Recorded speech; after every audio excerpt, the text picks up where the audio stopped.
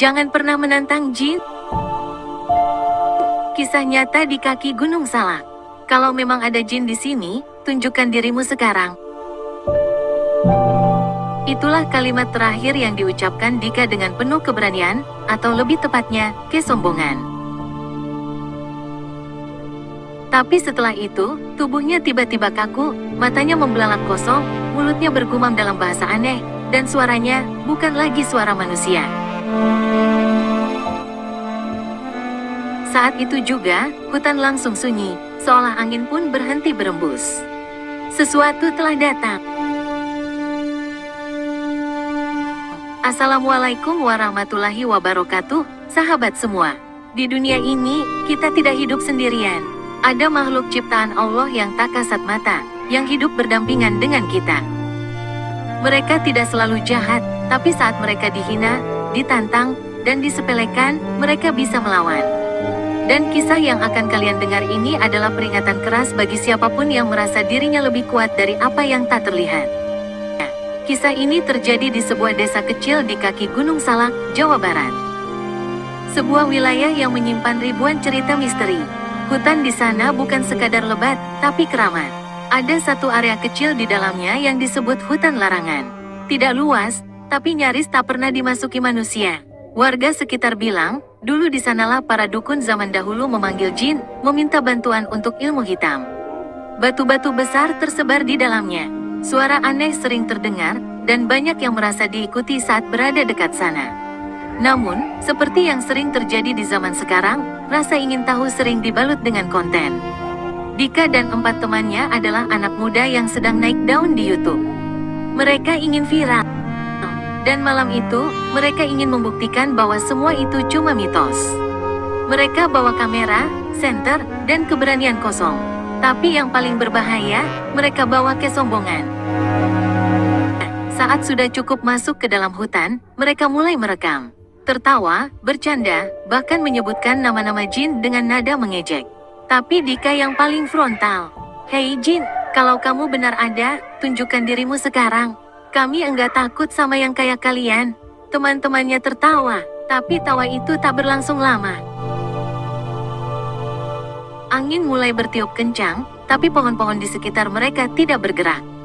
Kamera tiba-tiba mati sendiri. Suara aneh seperti bisikan mulai terdengar dari segala arah. Dan tiba-tiba, Dika jatuh tersungkur. Tubuhnya kejang, matanya terbuka lebar, tapi bukan tatapan manusia.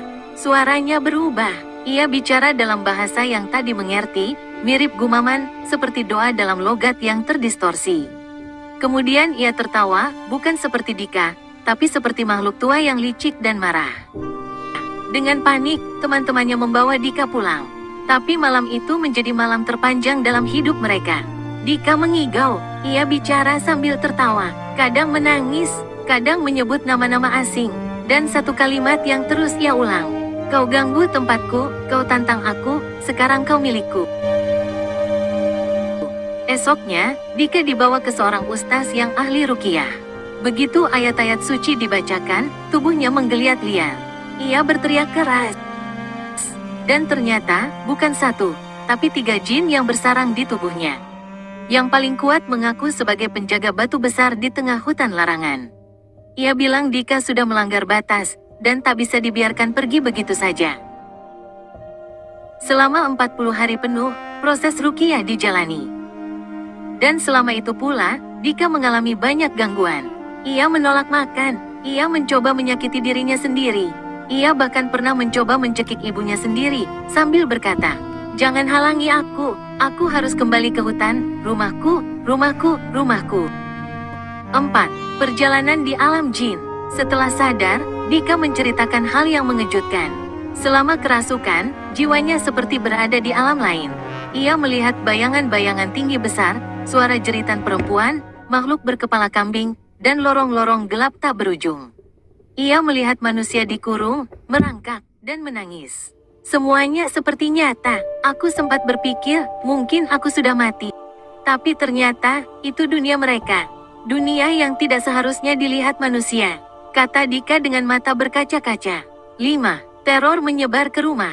Bahkan setelah Dika mulai pulih, gangguan tak langsung hilang. Rumahnya ikut diganggu. Ibunya sering melihat bayangan hitam lewat di dapur, mendengar suara tangisan dari kamar mandi. Adiknya mengalami mimpi buruk yang sama setiap malam. Seorang lelaki tinggi dengan wajah tertutup kain putih memanggil namanya dari luar jendela. Beberapa tetangga mulai resah. Mereka mendengar suara langkah kaki di atap rumah, dan bahkan ada yang melihat Dika berdiri di jalan tengah malam, padahal Dika sedang tidur di dalam. Membaca Al-Baqarah setiap malam, memperbanyak zikir dan istighfar, dan menolak semua bentuk sihir yang pernah ditawarkan untuk menetralisir. Ustaz berkata, jin tidak suka disakiti, tapi lebih tidak suka jika kita sombong. Dika kini berubah.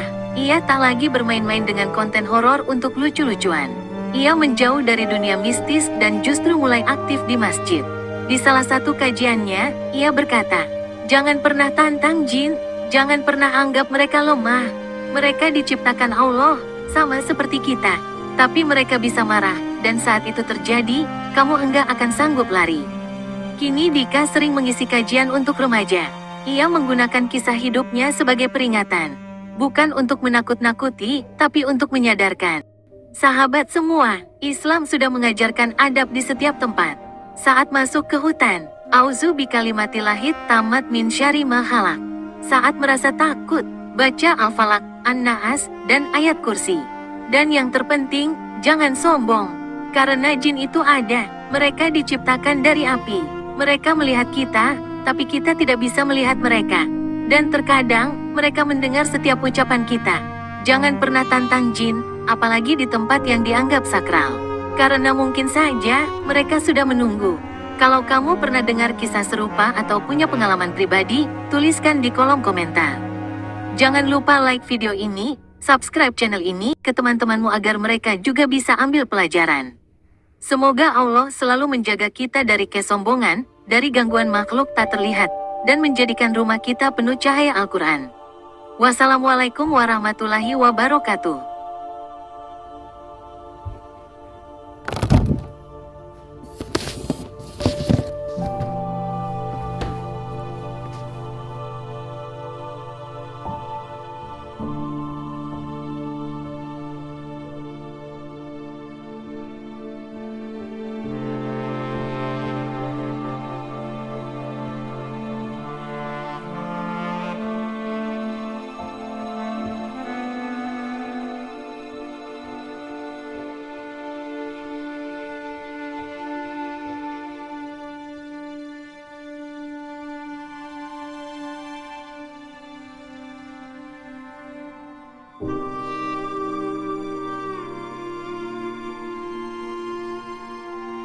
Thank you.